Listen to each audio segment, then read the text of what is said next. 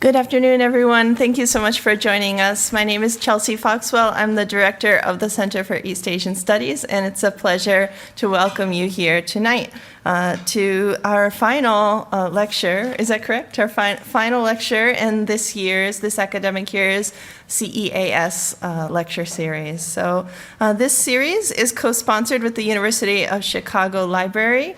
It was established in 2016 and provides students, faculty, and members of the community an opportunity to interact with academics who are at the forefront of Chinese, Japanese, and Korean studies in the United States and abroad. The list of speakers each year is determined by the 3 faculty committees for China, Japan, and Korea. And we are pleased to invite distinguished scholars to present their latest research. Tonight's lecture is being recorded. To view it and others, please visit the Center for East Asian Studies YouTube channel. You can find the link on our website. So I will just give a brief introduction to my colleague, Dr. Paula Jovine. She is the Associate Professor of Chinese Literature here in the Department of East Asian Languages and Civilizations, where she also serves as the Director of Graduate Studies. Her monograph is entitled Tales of Futures Past, Anticipation and the Ends of Literature in Contemporary China. She specializes in 20th and 21st century literature and film from China. And recently, she served as the guest editor of a special issue of Positions journal called The Cultures of Labor and the Labor of Culture. So now to introduce our speaker, please join me in welcoming Paula Jovine.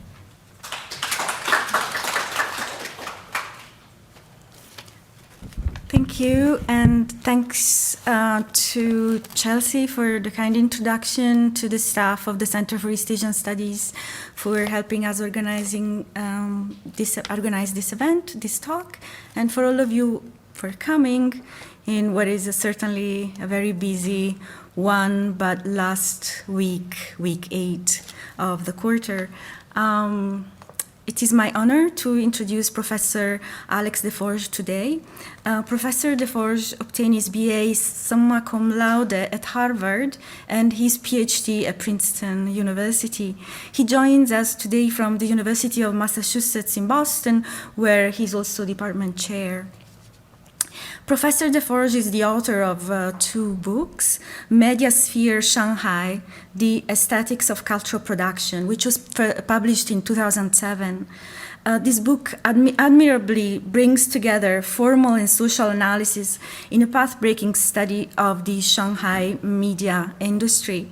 I find that this book really anticipates many of the current trends in our field. And by that I mean not just in Chinese literary studies, but in literary studies at large.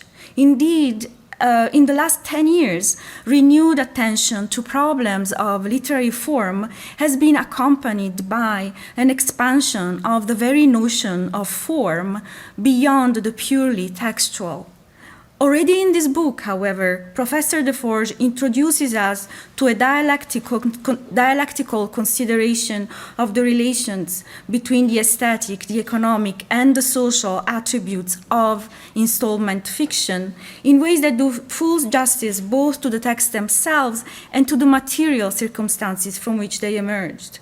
Whenever I talk to students who are interested in serialization, in seriality, and in turn of the century Chinese media more generally, I emphasize how much this book, and actually also a related earlier article on Shanghai installment fiction, are essential read.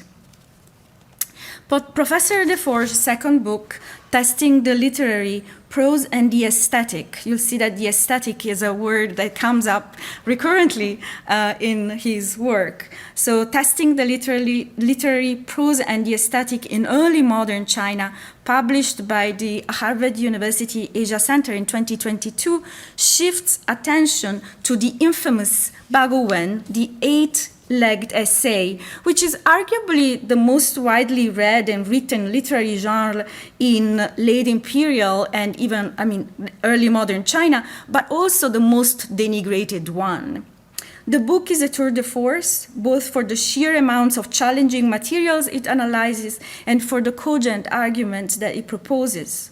Testing the Literary completely transforms our understanding of this genre by showing that it was not as uniform as it was assumed to be, by showing that its very constraints were in fact essential to the emergence of the individual self and to the self-awareness of the literati class, and that the intensive process of cultural reproduction that it entailed had everything to do with the so-called industrious revolution that was globally underway. Professor Deforge is also the author of several influential articles that span late imperial and modern Chinese literary history, media history, encompassing prose, theater, cinema, and often returning to the 19th century, a period that remains still relatively understudied. Actually, his 2000 essay, From Source Texts to Reality Observed, the creation of the author in 19th century Chinese vernacular fiction, was one of the most inspiring articles I read before going to graduate school. And just this past winter, in my seminar on modern Chinese literature, my graduate students and I spent several hours grappling with this 2005 chapter, The Rhetoric of Modernity and the Logics of the Fetish, which remains one of the most thought-provoking, polemical interventions in our field. As you've noticed, maybe in my presentation here, I'm emphasizing more earlier work, and that's not random. It's because Professor Deforge's work has been going back in time over the last 2 decades. So because I work on the modern, in the modern era, naturally, the articles I return to the most are those that were written earlier. But one of the reasons we invited Professor Deforge here is precisely because he embodies the kind of trans-temporal, trans-chronological, trans-historical approach that many of us aspire to embrace, if not in this life, then in the next one. But so the Professor Deforge's talk today is titled The Stuff of Literary Labor, Thinking About Text, wenzi, in China, 1800 CE. Please join me in welcoming Professor Alexander Deforge.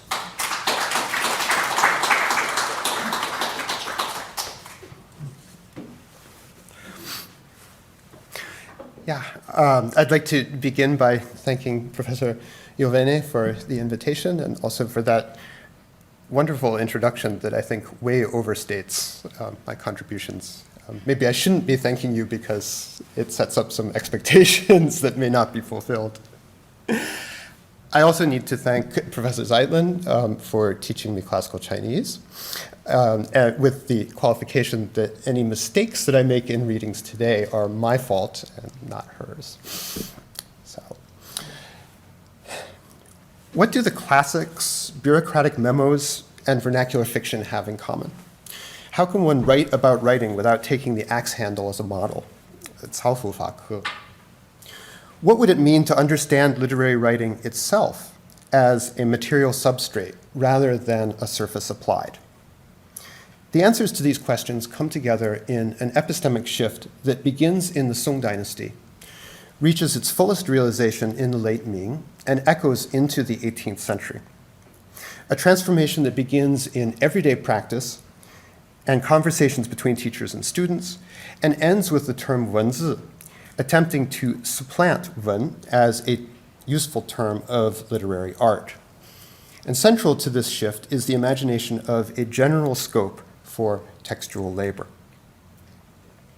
How did early modern Chinese literati, educated individuals, talk about the stuff that they produced and consumed, the written words that through regular application to paper defined them as a social class?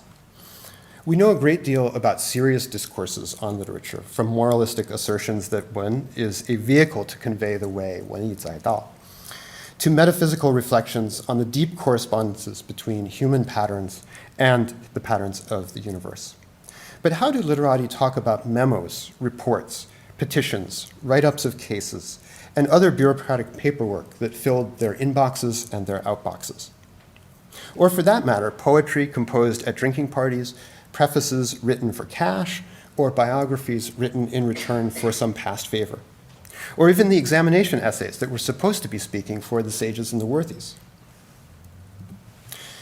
To ask how literati talked about their writing, of course, is to be deliberately imprecise. We have no audio recordings of Yuan playwrights discussing technique or Ming literati chatting about life at the office. What we do have is a range of literary material that presents itself as a record in writing of speech, 语录, and creative literature that asks its readers to imagine individuals in conversation, drama, fiction, and their associated commentaries. So what I'm aiming at here can be thought of, in one sense, as vernacular discourse about writing. At the same time, many of the casual attitudes towards written texts that we see in vernacular works appear in classical language writings as well. First in personal letters and casual poetry, then in commentary that draws on 语录, and finally in an entire genre known as 文化, literally talks about literary writing, or talks about prose. In these cases, the preferred term for the stuff they are reading and writing is not 文 or 文章, but 文字. For centuries, 文字 had referred primarily to concrete instances of written characters, whether inscribed on bamboo slips, brushed on silk, or carved into stone. Rare indeed were the uses of 文字, meaning texts, pieces of writing, or writings before the song. By the second half of the 11th century, however, Su Shi could use the term to refer generally to the writings of his contemporaries, criticizing the degree to which they imitate the style of Wang Anshi. There has never been a decline in writing like today. It truly originates in Mr. Wang, people imitating Wang Anshi. By the early Ming, these more abstract uses have become much more common. For Ming and Qing commentators to novels such as 水浒传, Water Margin, 西游记, Journey to the West, 儒林外史, The Scholars, and theatrical works such as 西厢记, The Western Chamber, 文字 constitutes an indispensable term of art, whether in service of arguments for the aesthetic qualities of dramatic scripts, praise for the quality of descriptive prose, or imaginations of what kind of narrative could result if a novelist had made different structural choices. And here a quote from Li Yu, or rather the beginning of a quote from Li Yu. Each dynasty has its own unique accomplishments in literature. And what he goes on to list the histories of the Han, the poetry of the Tang, the prose of the Song, and the drama of the Yuan. These all count for Li Yu as 文字. Because by Li Yu's time, 文字 could refer to texts as various as bureaucratic memos, Confucian classics, Sima Qian's 史记, examination essays, and most vernacular writings as well. One might be hard-pressed to come up with a genre of writing that could be definitively excluded in the late Ming. As the modern scholar Huang Qiang puts it, by the late Ming, the term 文字 had become a giant basket that one could stuff anything into. It is the applicability of 文字 to vernacular genres in the Ming and Qing that shows the generality of the term most clearly. In the Song dynasty, we begin to see what we often call vernacular literature, writing marked throughout with features supposed to be typical of speech. With the rise of Yuan drama and short fiction and novels of the Ming and Qing, this vernacular literature draws a significant measure of attention from contemporary readers, writers, and critics. Recorded conversations, or 语录, also manifest a distinct vernacular component beginning in the Song. These new genres were not a good match for existing discourses of 文, however. How then could readers conceptualize drama, fiction, and other vernacular genres as things worth reading and as things that were written with care, if not as instances of 文? What epistemic and aesthetic space could these texts occupy? 文字 turns out to name this space. Unlike pre-existing genres such as regulated verse, rhapsodies, epigraphs, prefaces, and so on, with their more or less coherent definitions, 文字 refers potentially to an entire universe of text, not an arboreal collection of clearly distinguished genres, but a pervasive rhizomatic network. With such a wide scope, 文字 could easily have become unwieldy in practice. How does one read text in general? An unpunctuated text challenges its reader as a sheer face. Adding punctuation as one goes introduces footholds into the smooth wash of 文字 by segmenting it. Similarly, the world of manuscript and print media, a sphere of 文字 that expands by day, calls for this kind of marking off and categorization so as not to leave us lost and directionless among the stacked volumes and scattered pages. Indeed, in practice, we frequently find specifications of 文字 that demonstrate the importance of this analytical division, sequencing, and categorization. So although 文字 can appear as a whole, we can refer to 古今文字, 梵文字, 大抵文字, like all of it. It also inspires an unprecedented amount of measuring out and breaking down into sections and subcategories. So 文字 can be measured in pieces, in sections, or in sentences. It can be divided into the work of different clusters of authors, or specify the text of one work. It can be categorized by genre, examination, essay 文字, fiction 文字, bureaucratic 文字. It can be broken into spheres, the spheres of emptiness, the spheres of ghostly 文字, the spheres of Buddhist 文字. It can even be broken down by the momentary focus of the reader's attention, this particular type of 文字, or that particular type of 文字. This measuring out and breaking down of 文字 into manageable pieces is the work of the reader or critic. Whether that work consists of marking clause and sentence breaks as one reads an unpunctuated text, identifying sets of texts with authorial groups, or establishing classifications by theme or genre, whether for the purposes of structural analysis or for the purposes of comparative evaluation. There's no single permanent nested hierarchy of distinctions, but rather a wide range of different possible approaches to the text or texts under discussion. In this way, 文字 combines the potential to make general statements with the ability to zoom in to an exact level of specificity from a particular perspective most appropriate to the point that a literary critic wants to make. Where does this usage of 文字 come from? When does it begin? And what implications does it have for discourses on literature in early modern China? The crucial original epistemic shift, the transformation of 文字 from written characters only into a multivalent term, one which could signify written characters concretely or text more generally, takes place in the Song dynasty. Some brief foreshadowing here. In the 旧唐书, the history of the Tang dynasty that was compiled on the eve of the Song founding, there's a joint biography of the authors Yuan Zhen and Bo Juyi. In this biography, we find the following two mentions of 文字. Of Yuan Zhen, we are told that upon receiving an official reprimand, he felt abandoned and downcast and no longer wrote 为文字 in order to win fame. Later in the same account, we learn that Bo Juyi was the best at the work of the court texts or court writings, 朝廷文字之治. But many of his contributions were cast aside, and his talent was not used appropriately. It is not an accident, I would suggest, that these early uses of 文字 in the sense of texts or writings, rather than literal marks on a surface, appear in discussions of literary men whose talent fits uneasily with conventions of social exchange and bureaucratic document production. It's not until Ouyang-xiu, Su Shi, and their contemporaries, however, that we begin to get a fuller sense of what kinds of writing could be referred to as 文字, and it's quite a full sense. We have draft edicts, we have diplomatic communiques, we have official memos and reports, we have petitions, we have written evidence for negative job evaluations, we have civil examination essays, we have cheat sheets snuck into civil examination sessions, we have what is taught in schools, we have poetry written on social occasions, personal accounts of one's own experience, biographical accounts of friends and acquaintances, grave inscriptions, scholarly research, mnemonic texts, practical texts, generally the kinds of writing that make up a wenzi, what one likes, what gets one into trouble. These can all be 文字. So I'm going to go through 5 particular examples. The first 3 are from Su Shi, and the last 2 are from Ouyang Xiu. First example is a poem by Su Shi, Drinking at Night in the Rain. And in this line, he proposes to use wenzi to tease the woman that he's drinking with now. So he's going to write a poem that is going to tease her, and that poem counts as wenzi.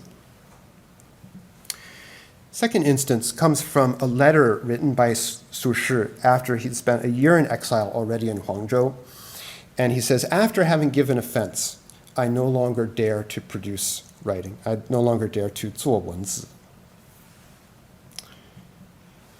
In a happier time, he notes that his own writings, as well as those of other Song authors, are circulating outside of the boundaries, north of the border with the Liao, despite official prohibitions on their export. So, 中原文字 were not supposed to be crossing over into the Liao territory, but in fact, Su Shi notes that they are crossing over. And now something from Ouyang Xiu. He's writing to a friend about someone who is close to both of them who has recently died. And he says, if I don't write a grave inscription, I should at least write a standard kind of bare bones account of his life, or some other kind of wenzi, right? He feels that obligation. But these obligations are not things that Ouyang Xiu enjoys. He says later, when can I finally free myself of this task, this job of responding to people who want writings from me? So taken as a whole, these uses of wenzi represent a dramatic and relatively sudden semantic expansion of the term. One important effect of this abstraction was that generic definitions among groups of texts become secondary to the main fact, the social reality of the sea of texts in which educated individuals increasingly lived their lives. Wenren could, or perhaps had to, begin to think of themselves less as creators working within individual genres and more as generalists whose job was to generate, manage, and consume text in a bewildering range of varieties. So this is already a profound change, but the surprises would not end there. On looking back over these uses of wenzi in the Northern Song, it becomes evident that the term, despite its breadth, refers almost exclusively to contemporary texts, or those produced in the not-too-distant past. At this point, then, the term orients us primarily toward the everyday production of literati, whether in their official capacity as bureaucrats, their role as students and candidates, or their participation in the literary market as contributors to poetry gatherings and authors of prefaces and biographies. The next major shift would be the colonization of the past, the extension of wenzi to apply to the works of the Han, the Warring States, the spring and autumn periods, and ultimately even the 5 classics. From our post-Ming perspective, this colonization has already been thoroughly naturalized.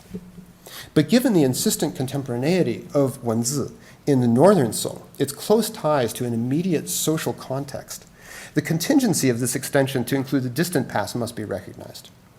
And perhaps surprisingly, the most important writers and critics involved in this repackaging turn out to be Zhu Xi and his associates. For many of us, Zhu Xi suffers from his reputation as a stiff and unbending moralist, whose attitude towards literature could be characterized as the less the better. As Gong Pengcheng and Bruce Rusk, among others, have shown, however, Zhu Xi paid careful attention to traditions of literary analysis and was not above drawing on interpretive approaches to the Chuci to inform his innovative arguments about the 4 books and the 5 classics.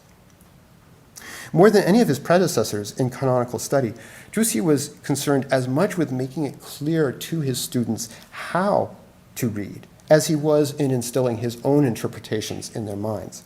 And for the purposes of explaining to students how they should be engaging with the texts hour after hour, day after day, the language of texts as the stuff one spends one's time working on, wenzi, proves indispensable. Indeed, Zhu Xi stands out among his predecessors and contemporaries for the relentlessness with which he deploys the term wenzi. Literally hundreds of uses are scattered throughout the Zhuzi Yulei, the categorized conversations of Master Zhu, with dense clusters in his discussions of reading, 读书法, and literature, 论文, but regular appearances in most of the rest of the collection as well, from his interpretations of canonical texts to his discussions of government documents. With Ouyang-xiu and Su Shi, we get the sense of wenzi as the written field that literati live and work in, but precisely due to its pervasive and ordinary character. References tend to carry the slightly dismissive or inattentive attitude that one often has towards the everyday. Zhu Xi is one of the first to look at wenzi specifically as an object of hermeneutic attention, rather than out of the corners of his eyes.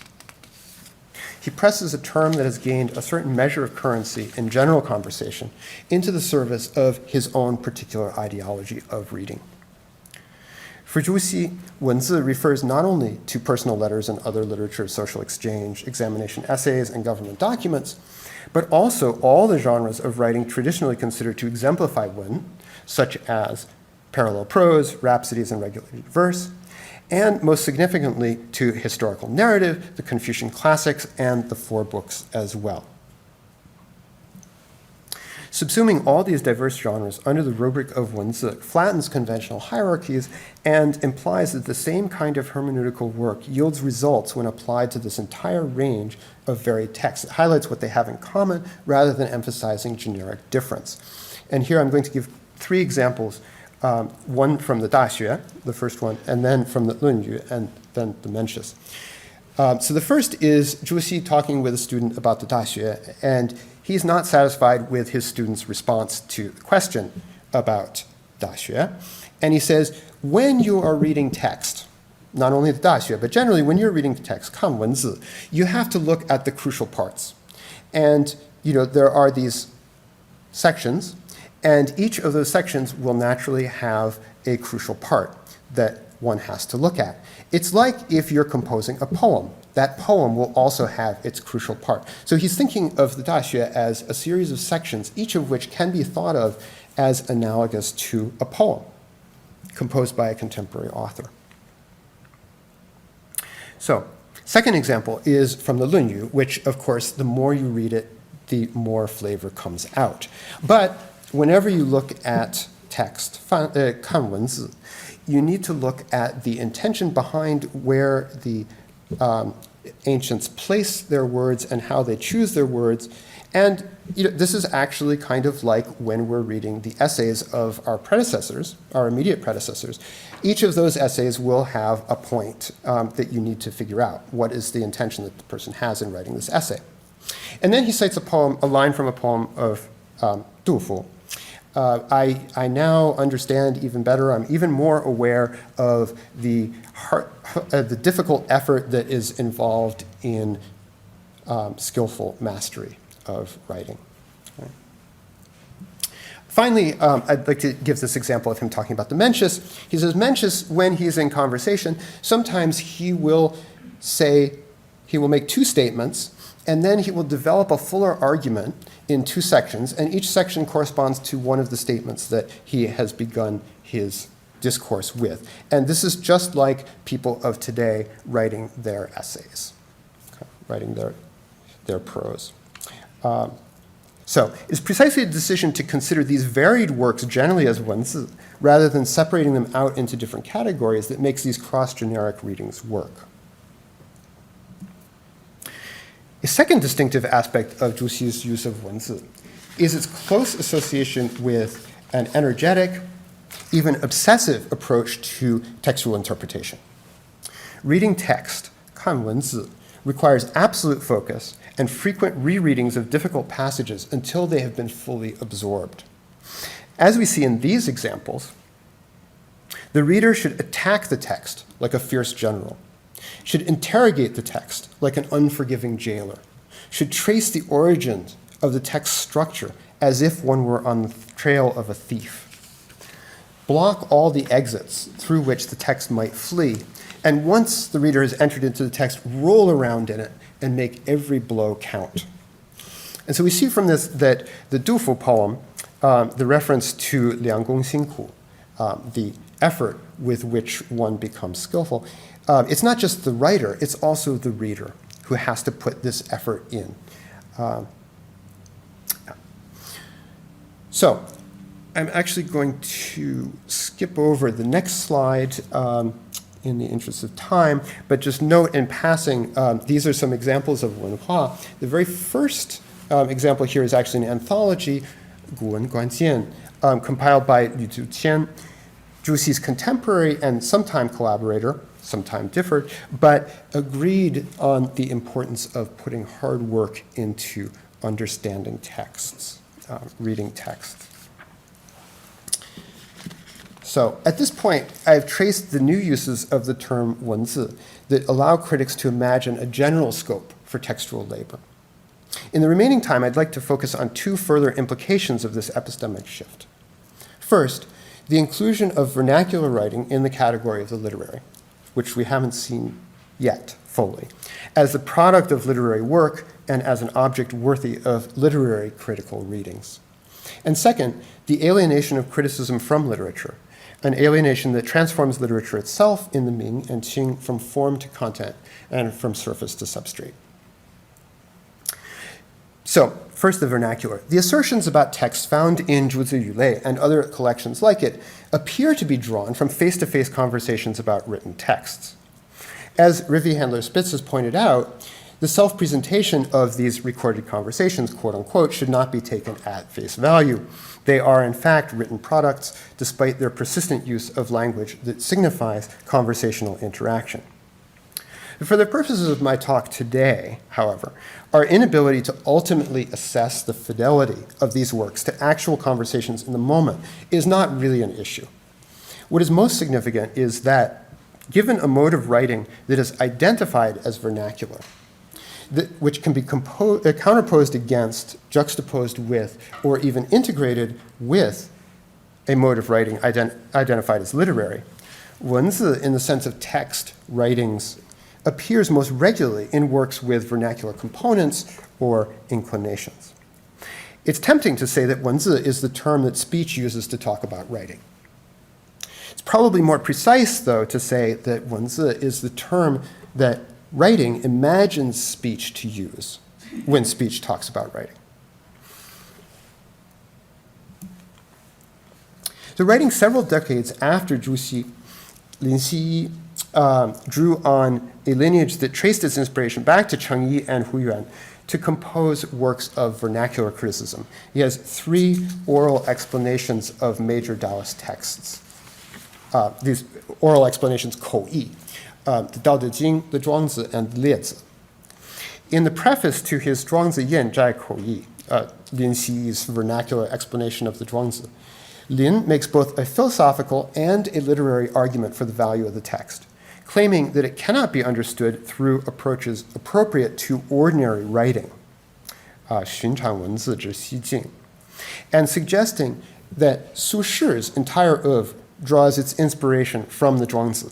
东坡一生文字从此误入.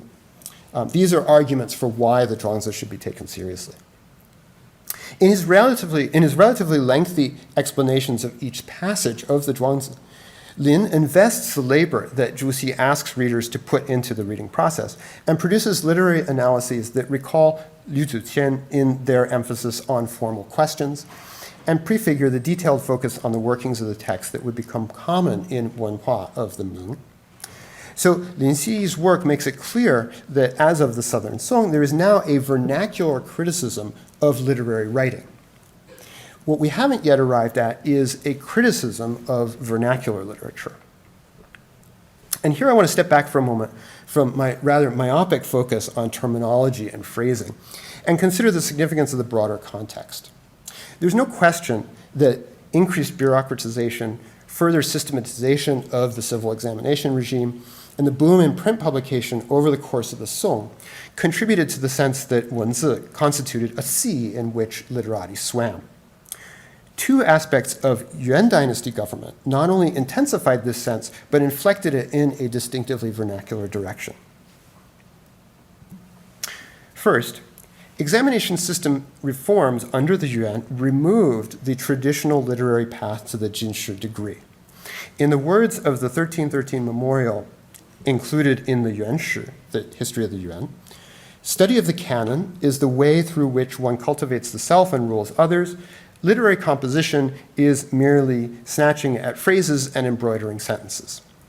Now your ministers propose to abandon rhapsodies, regulated verse on assigned topics, and minor exegeses, and establish a single examination of virtuous conduct and explanation of canonical texts. Though Benjamin Ellman has framed the longue durée of the civil examinations in terms of a tug-of-war between approaches emphasizing wen and approaches emphasizing dao. From this perspective, the emphasis in this memorial marks a high point of the dao-only approach, with important consequences through the Ming and into the Qing. Indeed, in its explicit repudiation of classic genres such as regulated verse, this memorial strikes a blow against wen. What it does not mention, this memorial, however, is that even as these traditional literary genres were dropped, a new requirement of mastery in bureaucratic writing was added in. A second examination session dealing with edicts, proclamations, and memorials.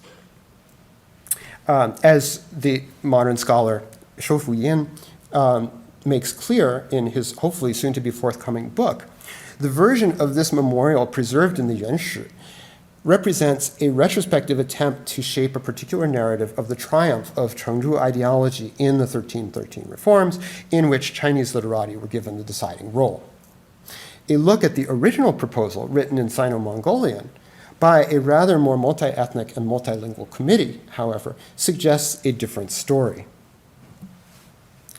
This version, preserved in the Xinkan Li Bian Li Ju Sanchang Wenxuan, an anthology organized by category of texts related to the 3 examination sessions through the years, which is held in the Seikado Library in Tokyo, specifically mentions the bureaucratic genres that would feature in the second session of the examinations from the Yuan down to the Qing. If we look at the key passage in the 2 versions side by side, the difference is immediately evident. The Sino-Mongolian version specifies 3 types of composition: 音诗, 刻赋, and 做文字. The first 2 types, central to the literary 进士, are to be abandoned, but 文字, in the form of proclamations, edicts, memorials, and other bureaucratic documents, is to be added in as a required topic. Given what we've seen in the writings of Su Shi, Ouyang Xiu, Zhu Xi, and other Song figures, this use of 文字 to refer to bureaucratic documents should come as no surprise. In the Yuan context, Shou Fuyin makes a persuasive case that 文字 is used as the standard translation for the Mongolian term bichik, written documents, which itself implicates an entire multilingual Central Asian imagination of good governance as dependent on the skilled production of and management of written documentation. Where the Yuanshi version of the 1313 memorial makes a clear value judgment prioritizing the Dao of canonical study over the mere xue of literary composition, and then abandoning the latter entirely, the Sino-Mongolian version is more detailed and more complex. Canonical study and literary composition are both characterized as goudang, or management. In this, they are rhetorically equal. Within the field of writing, traditionally emphasized genres are to be abandoned, but those characterized as wenzi are elevated to new status within the examination system. And the cross-cultural resonances of this scenario are fascinating. One would love to have been a fly on the wall for the discussions over when it's appropriate to use goudang and when it's appropriate to use terms like dao and xue, way, and learning. But I want to move here from the point about the new privilege accorded wenzi in the Sino-Mongolian version to the more general question of the language in which that privilege is articulated. It will escape no one's notice that the Sino-Mongolian version is less self-consciously literary and more vernacular in flavor than the version that eventually makes it into the Yuanshi. The uses of de and shi, dou instead of jie, and an as a first-person pronoun, all leave a distinct impression. Even the repetition of goudang, referring to both canonical study and literary writing, as opposed to the careful distinction between dao on the one hand and xue on the other hand, is less than satisfactory from the perspective of literary parallelism. Sino-Mongolian is a form of direct translation from Mongolian into written Chinese that seems generally concerned more with fidelity to the original than to conforming to Chinese literary norms. In this sense, it is a mode of writing that shares important characteristics with yulu, or recorded conversations. which make a point of highlighting their status as recordings of conversations, not literary compositions. One can easily imagine the significance of this mode of writing in a multicultural empire ruled by Mongols, but employing officials from a wide range of ethnicities and linguistic backgrounds. The Yuan dynasty lasted for less than a century in the long span of Chinese history, but it distinguished itself during this short period both for its emphasis on wenzi and for what we might call vernacular governance, at least some measure of vernacular governance. It is no coincidence that we see official stelae erected with announcements in the vernacular in this era, rather than earlier or later. So thinking back to the Yulu that we looked at previously, we remember an enthusiasm for certain vernacular qualities that implicitly justifies the incursions that this vernacular tide would later make in creative works written in Chinese. Let's focus again on the tropes that Zhu Xi employs to encourage students to put their fullest efforts into textual interpretation. All this talk of brutal generals and jailers, chasing down thieves, blocking off avenues of escape, rolling around fiercely, leaving a welt with each blow and drawing blood with each punch. The rhetoric reminds us inescapably of the violent content of so many canonical works of Ming-Qing vernacular fiction, from 水浒传 to 西游记. And more significantly, from my argument, it reminds us of the gleeful enjoyment that commentators like Li Zhi and Jin Shengtan take in that violence. At the beginning of this talk, I asked, how could readers conceptualize drama, fiction, and other vernacular genres as things worth reading and as things that were written with care, if not as instances of wen? I suggested that wenzi would turn out to be a key term in this regard.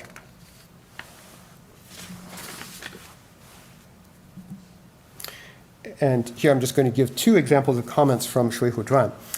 First, we have Jin Shengtan responding to the Wu Song beats the tiger episode.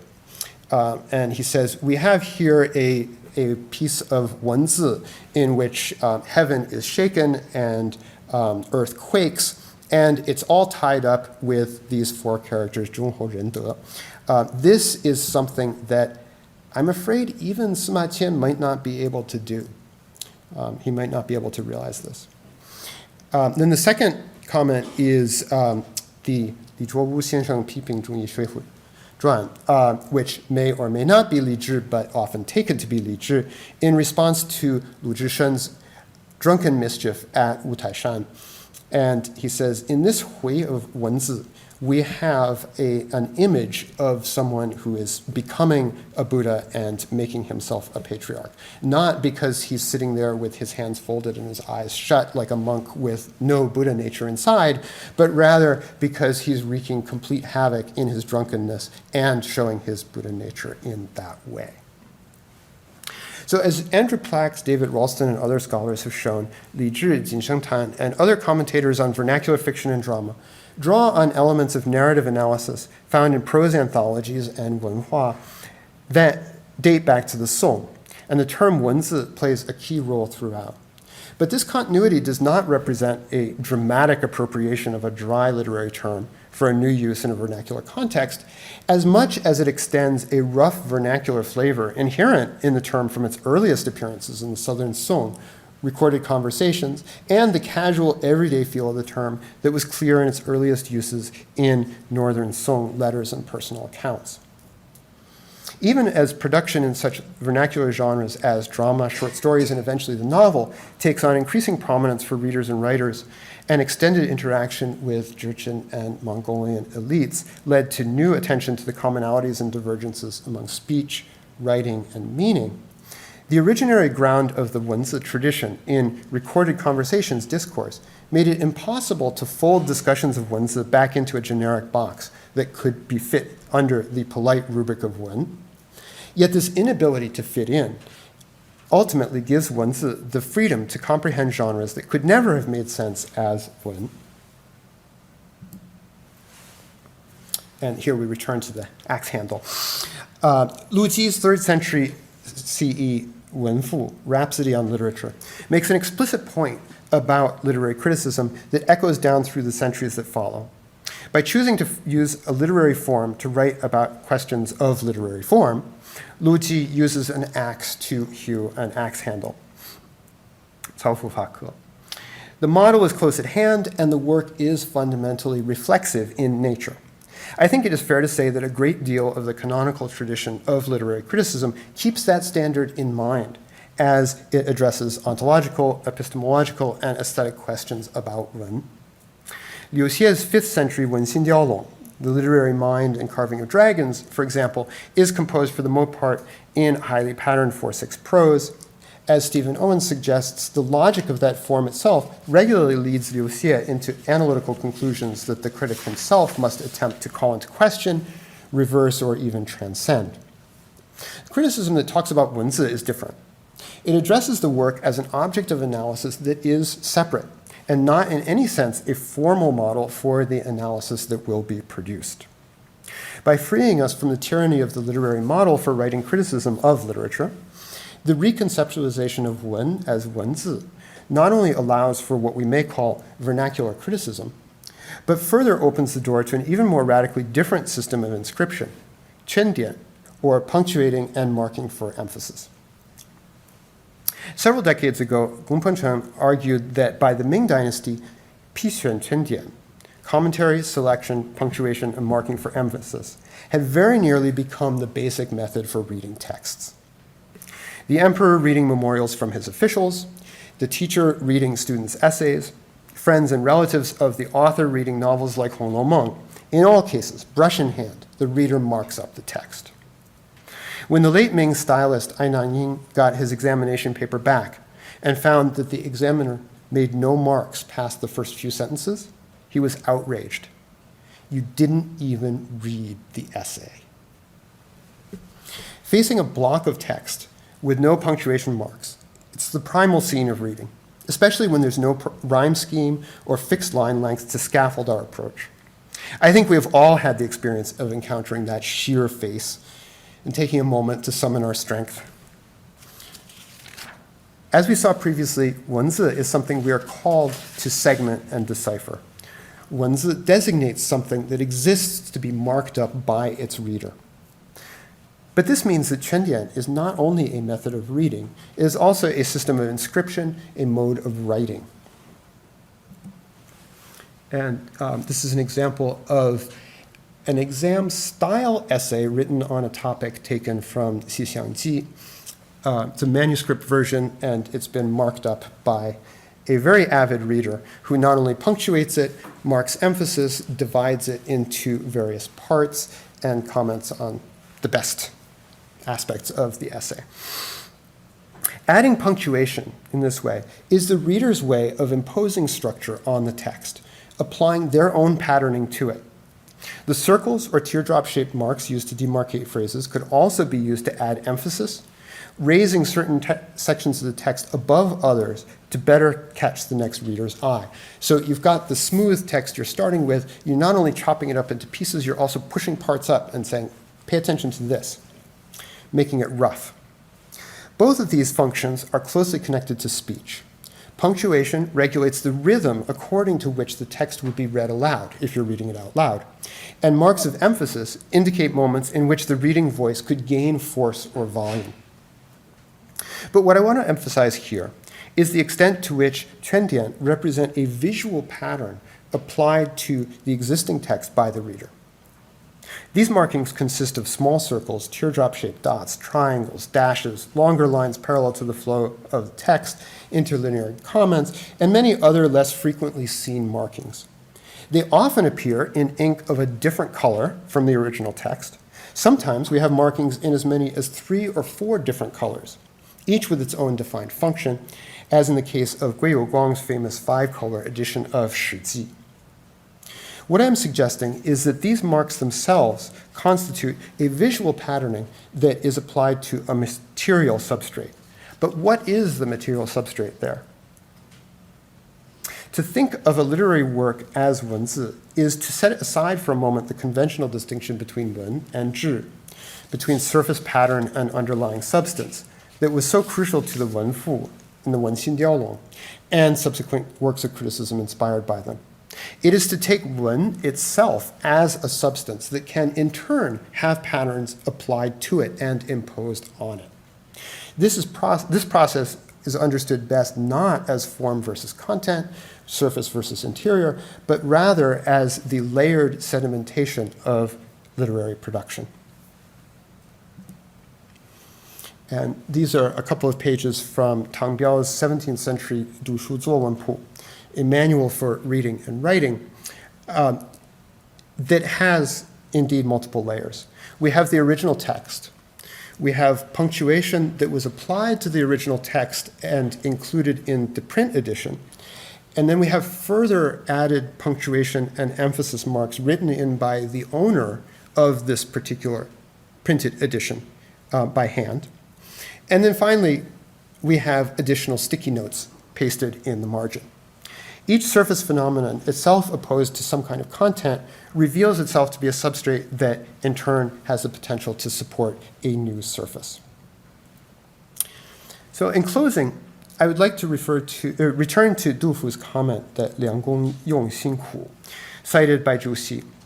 The connection between the concept of wenzi and the idea of literary labor, the work of producing texts, the work of reading them, and the work of writing on them.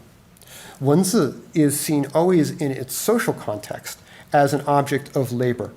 It is a product of work that calls for us to work on it. I have elsewhere argued that the diligent reading and writing characteristic of the Ming examination regime inspired an industrious revolution, to borrow Hayami Akira's term, in literary production and consumption in the early modern period. The investment in wenzi constitutes one part of this diligence. Thank you.